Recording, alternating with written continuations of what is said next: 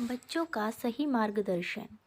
बच्चों के दूसरे की चुगली करने के बुरे संस्कार को किस प्रकार मिटाए और जो अपनी गलती बताए तो किस प्रकार सुधार लाना चाहिए, यह सीख देती हुई कहानी बच्चों को जरूर सुनाएं। स्वामी सेवानंद के दो शिष्य थे, रामानंद और चेतनानंद। ब्रह्म मुहूर्त में उठकर जप, ध्यान, संध्या, शास्त्राध्ययन करना उनका नित्य नियम था। उनकी तत्परता देख स्वामी जी दोनों शिष्यों से संतुष्ट रहते थे। एक दिन रामानंद देर तक सोया रहा। चेतनानंद ब्रह्म मुहूर्त में उठकर अपना नित्य नियम पूरा करके सेवा में लग गया। दूसरे दिन भी रामानंद ब्रह्म मुहूर्त के समय सोता हुआ मिला। इस प्रकार लगातार 3-4 दिन बीत गए। आखिर चेतनानंद गुरुजी के पास पहुंचा और शिकायत करते हुए बोला, गुरुदेव, रामानंद आजकल प्रातः ईश्वर उपासना करता ही नहीं है, वह तो सोया ही रहता है। गुरुजी बोले, अच्छा होता अगर तू भी सोया ही रहता। चेतनानंद स्वामी जी की यह बात सुनकर सकपका गया। वह तो सोच रहा था कि गुरुजी उससे प्रसन्न होंगे, शाबाशी देंगे, लेकिन यह क्या, गुरुजी तो नाराज़ हो गए।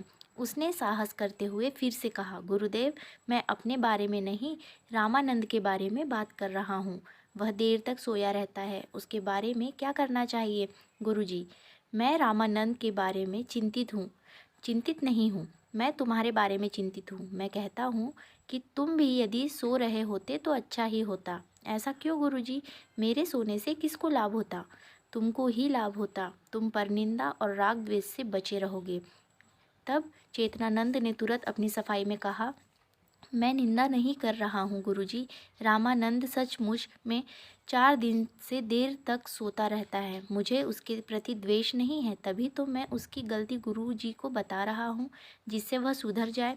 बेटा, क्या तुमने 4 दिन में यह जानने की कोशिश की कि रामानंद क्यों देर तक सोता रहता है? क्या तुमको पता है कि उसे बुखार है, वह सोया रहता है, ईश्वर उपासना नहीं कर पाता, लेकिन किसी की निंदा भी तो नहीं करता। पर निंदा, पर दोष, दर्शन से तो वह बचा हुआ है। तुम तो परनिंदा के भागी बन रहे हो। तुम्हारा कर्तव्य था कि पहले उससे देर तक सोने का कारण पूछते। यदि वह गलत रास्ते जा रहा है तो उसे समझाते। अगर वह फिर भी नहीं मानता, तब यह बात उसके सामने मुझसे बोलनी चाहिए थी। तुमने तो ऐसा किया नहीं। चेतनानंद ने गुरुजी की कल्याणकारी बात को सकारात्मक भाव से लिया। उसे अपने मन में छिपी खुद को अच्छा दिखाने की वासना और गुरु भाई के प्रति द्वेष की सूक्ष्म भावना दिखने लगी। उसने गुरुदेव से हृदयपूर्वक क्षमा मांगी और रामानंद के सामने भी अपना हृदय निष्कपटता पूर्वक खोलकर रख दिया। इससे दोनों भाइयों में पहले से भी ज़्यादा स्नेह बढ़ गया और उनके आपसी स्नेह और समझदारी की वजह से उन्हें गुरुदेव की प्रसन्नता भी प्राप्त हुई। जागृत स्वप्न सुषुप्ति बदलने हैं, फिर भी जो अबदल है, उस आत्मा में मैं पने की मधुरता जगी। जीवन मुक्त महापुरुष की कृपा से वैभव परमात्मा को प्राप्त हो गए। धन्य है ऐसे सत्शिष्य जो सद्गुरुओं की अनुभूति को अपनी अनुभूति बना लेते हैं। फ्रेंड्स, हमें भी किसी की शिकायत बिना हकीकत जाने नहीं करनी चाहिए और पहले स्वयं समझने का प्रयास करना चाहिए।